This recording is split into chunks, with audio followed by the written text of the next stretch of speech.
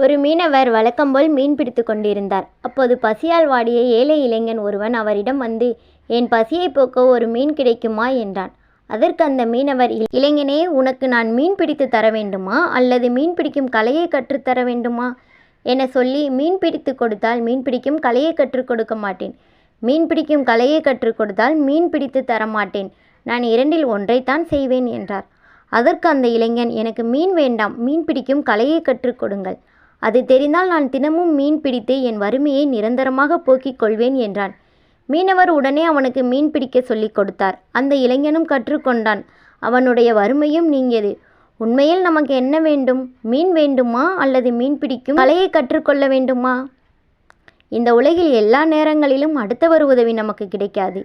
நீங்களே சிந்தித்து தீர்மானியுங்கள். சிந்தனை உன்னுடையது என்றால் சிகரமும் உன்னுடையதாகவே மாறும்.